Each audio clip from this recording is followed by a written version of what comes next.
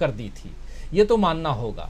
Samajwadi party Uttar Pradesh में भले वो अखिलेश यादव की कुछ गलतियां थीं जिस कारण सरकार नहीं बना पाई, वरना समाजवादी पार्टी बहुत नज़दीक तक पहुंच चुकी थी और 80-20 करने की कोशिश हुई। हर मंच से 80 और 20 का नारा बुलंद किया गया, लेकिन वो चल नहीं पाया। धर्म की राजनीति क्या अब चल पाएगी? क्या फूट डालो और राज करो की राजनीति चल पाएगी? ये सब पुराने किस्से नहीं हो गए। और ऐसे में अगर यूनिफॉर्म सिविल कोड लाया जाए या ऐसे और भी कुछ कल को परसों को और देखने को मिले, तो क्या लगता है कि इस पे लोग वोटर्स अट्रैक्ट होते हैं अभी भी? वर्तमान भारत की मैं अगर बताऊं तो धर्म की राजनीति जो है वो अर्थव्यवस्था के आंच में बुरी तरह से जल रही है। और गुजरात तो इसका एक बहुत ही ज्वलंत उदाहरण है जो मैंने अपने आंखों से देखा है। देखिए, गुजरात एक तरह से हिंदुत्व की लेबोरेटरी मैं कहूंगा था, अब है नहीं। वो हिंदुत्व की एक ऐसी लेबोरेटरी थी जिसके प्रभाव अब एक्सपायरी डेट पर जा चुके हैं। वो एक्सपायर हो चुका है वो सारा डेट, उनके सारे प्रयोगों का उनको जो लाभ मिलना था। अभी मैं बार बार कह रहा हूं कि देखिए 2002 के से आप वो आंकड़े जो वहां पे चुनाव में भारतीय जनता पार्टी ने लाए, वो 2002 के दंगे और उसके बाद चुनाव, क्या बेमिसाल वो आंकड़े किस स्तर पे गए थे वो, और पिछले 2017 के चुनाव तक में वो आंकड़े कैसे लगातार गिरते चले गए। वो आंकड़े पुष्टि करते हैं कि गुजरात कहीं न कहीं अब हिंदू मुस्लिम इन तमाम मामलों से वो उब चुका है। गुजरात याद कर रहा है। मैं भारतीय जनता पार्टी को बहुत ही धन्यवाद दूंगा कि वो गौरव यात्रा निकाल रही है। वो गौरव यात्रा तो उनकी असफल यात्रा तो है ही, साथ ही साथ तमाम गुजराती भाई बंधुओं को बाध्य कर रही है वो अपने अतीत के गौरवपूर्ण दिनों को याद करे। और जैसे ही वो अतीत के गौरवपूर्ण दिनों को याद करती है तो उन्हें वर्तमान की आर्थिक स्थिति डराती है, उनको तमाम चेतावनियां प्रकट करती है कि हम कहां से कहां पहुंच चुके हैं, कहां तो हमने विकास के उच्चतम किरण उच्चतम स्तर के सपने देखे थे और कहां तो हम निराशावाद के जो है कि पूरे वो निराशावाद के भट्टे में जो झोंक दिए गए। वहां के युवा परेशान है इस चीज को लेकर। तो इसलिए देखिए, मैं गुजरात के संदर्भ में जो अभी ये निर्णय वहां पे सरकार ने लिया आखिरी स्तर पे, कि चूंकि अब हम लोग जान रहे हैं कि प्रधानमंत्री की यात्रा के बाद त्वरित तौर पर चूंकि ज्यादा समय नहीं है अब इलेक्शन कमीशन के पास, तो प्रधानमंत्री की यात्रा पूरी होगी। हम लोगों ने हर बार देखा है कि प्रधानमंत्री की यात्रा पूरी होती है, इलेक्शन कमीशन ऑफ इंडिया उसके बाद मॉडल कोड ऑफ कंडक्ट से लगा देता है। वो बस उनके यात्रा का इंतजार कर रही होती है। तो इस कारण से आज हम लोग इलेक्शन कमीशन से हम लोग बहुत ईमानदारी की उम्मीद करें तो वह तमाम संवैधानिक संस्थाओं के ऊपर जो ढांचागत हमला हुआ है वो उसका सीधा प्रभाव इलेक्शन कमीशन ऑफ इंडिया पर दिखता है। मैं तो डंके के चोट पे कहता हूं कि अभी कांग्रेस ने जो चुनाव कराए, मधुसूदन मिस्त्री जी के नेतृत्व में जो चुनाव हुआ, उसके निष्पक्षता के ऊपर लोगों को 1000 गुना ज्यादा भरोसा है इलेक्शन कमीशन ऑफ इंडिया के निष्पक्षता की तुलना में। लेकिन ठीक है, वो संवैधानिक संस्था है, अपने ढंग से वो काम कर रही है। अब सोचिए कि आखिरी समय में आप निर्णय ले रहे हैं कि नहीं, अब हमें जो है कि समान एक तरह से यूनिफॉर्म सिविल कोड हमें लाना है। तो आप प्रयास कर रहे हैं, लगातार प्रयास हो रहा है कि वो स्पार्क कैसे लाया जाए। जब तक वो हिंदू मुस्लिम के बीच का विभाजन वाला पोलराइजेशन पॉलिटिक्स का स्पार्क नहीं आएगा, वही इनके पास गुजरात में आखिरी दाव है।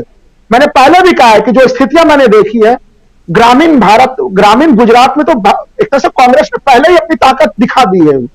लेकिन अब शहरी वाला क्षेत्र में भी असंतोष है, एंटी इनकम्बेंसी फैक्टर काफी हाई लेवल पे है।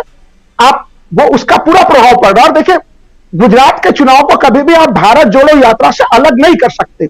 वहां पर जो मुद्दे चल रहे हैं वो तरंगित होकर गुजरात चुनाव तक पहुंच रहे हैं।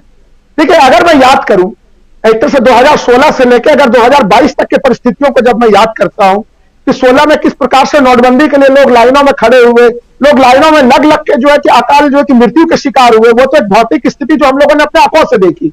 और उसके ऊपर अर्थव्यवस्था के प्रभाव तो वो हम लोग आज तक देख रहे हैं। अच्छी खासी चलती हुई अर्थव्यवस्था को इन्होंने किस तरह से बर्बाद किया। क्या उस समय लोगों के मन की आवाज को सुनने वाले थे? प्रधानमंत्री आते थे और मन की बात अपनी सुना के चले जाते थे। उस समय भी लोगों की सुनी नहीं गई, जबरन सुनाया गया। आपने जीएसटी लाए, तमाम पूरे देश भर के व्यापारी वर्ग प्रदर्शन करते रहे, सब कुछ करते रहे, उनके दुख दर्द को कोई सुनने वाला नहीं रहा। उनको जबरन उस समय मन की बात सुनाया गया, लॉकडाउन लगाया गया। हम लोगों ने देखा कि किस तरह से जो है कि सैकड़ों की संख्या में मजदूर वर्ग के लोग जो है कि वो अपने घरों तक जाते हुए, पैदल जाते जाते वो अकाल मृत्यु के शिकार हो गए, सड़क पर दुर्घटनाओं के शिकार हो गए। ट्रेन जो उनको लेके जा रही थी वो रास्ता भटक जा रही थी। उस भयंकर गर्मी में ट्रेनों में हमारे जो है कि श्रमिक भाई जो है कि मृत्यु के शिकार हो गए। उनके मन की बात कोई सुनने वाला नहीं रहा। माननीय प्रधानमंत्री जी तब भी जबरन जो है अपनी मन की बात सुनाते हुए रहे। आज ये खुशी हो रही है कि राहुल गांधी पूरे दिन भर तमाम लोगों से जिस तरह से निष्ठल भाव से उनकी बातों को सुनते हैं, तो अब लग रहा है इस डेमोक्रेसी में, भारत जैसे विशाल लोकतंत्र में जिस पर हम लोगों को गर्व है, वहां पे एक बड़े पार्टी के एक बड़े नेता तमाम एक छोटे छोटे लोगों के, छोटे छोटे किसान समूह हो, बच्चे हो, अलग अलग समूह हो, सबों के बातों को ध्यान से सुनते हैं और उसके ऊपर उस पार्टी की क्या प्रतिक्रिया होगी, वो क्या पॉलिसी मेकिंग में अंतर करेगी, वो शान के भाषण में दिखता है, जो अभी आपने अपने भाषण सुनाया था उसमें दिख रहा है। ये पूरा प्रोसेस गुजरात को भी प्रभावित कर रहा है। गुजरात में भी जख्म काफी गहरे हैं, हिंदू मुस्लिम जख्म तो गहरे हैं जिसको वहां के लोग ही मिटाना चाहते हैं, लेकिन साथ ही साथ गुजरात अपने पुराने वैभव को पाना चाहता है। उनके विशिष्ट भौगोलिक स्थितियों के कारण वो वैभव उन्हें मिला हुआ था, पिछले सरकारों ने उसमें कहीं कोई कमी नहीं छोड़ी। आप सोच के देखिए कि मैं तो जब 2013 में गुजरात गया अपना हतप्रभ रह गया। आपको याद होगा 2010 के कॉमनवेल्थ गेम्स के कारण दिल्ली कैसे चमकते दमकते हुए नजर आ रही थी। गुजरात के तमाम बड़े शहरों में जब मैं अहमदाबाद, गांधीनगर, तमाम जगह में गया, मुझे लग रहा था यही गुजरात मॉडल पूरे देश भर में फैलाया जा रहा है, इसी को बेचा जा रहा है। जबकि दिल्ली का तो शानदार चमक दमक हम लोग उस समय देख रहे थे।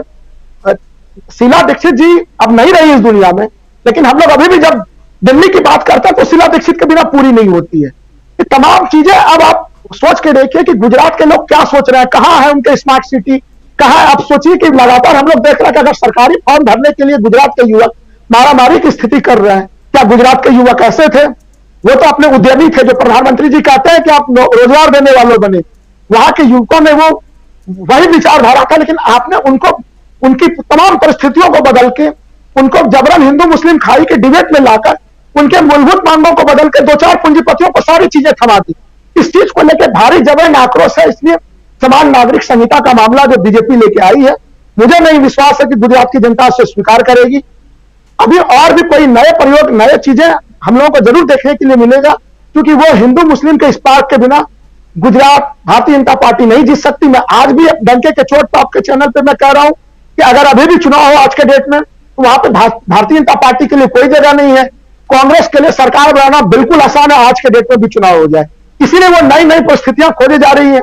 आप सोच के देखिए कि आम आदमी पार्टी अर्थव्यवस्था को सुधारने के लिए कैसा कैसा सलाह दे रहे हैं। वो लक्ष्मी गणेश के नोट लगाने से कोई अर्थव्यवस्था ऊपर होगा नहीं, ये तो कोई आदमी से कैसे स्वीकार करेगा। अर्थव्यवस्था में इतनी गंभीर संकट की स्थिति है, महंगाई है, विदेशी मुद्रा भंडार की कमी हो रही है, जीडीपी का आकार रेट गिरता जा रहा है। तमाम ग्लोबल एजेंसियां जो है, रेटिंग एजेंसियां हमारे जीडीपी ग्रोथ रेट को लेकर पूर्वानुमान पहले से इसको घटाते चले जा रहे हैं। ये एक गंभीर स्थिति है जिसके ऊपर गंभीर ढंग से चिंतन होना चाहिए। उसमें आप कह रहे हैं कि लक्ष्मी गणेश की फोटो छाप दीजिए, देश में समृद्धि हो जाएगी। तो इस प्रकार की बेतुकी बातें अब लोग नहीं स्वीकार करने वाले हैं। हर कोई समझ रहा है कि गुजरात में ओवैसी जी क्या करने के लिए गए हैं और आम आदमी पार्टी क्या करने के लिए गई है।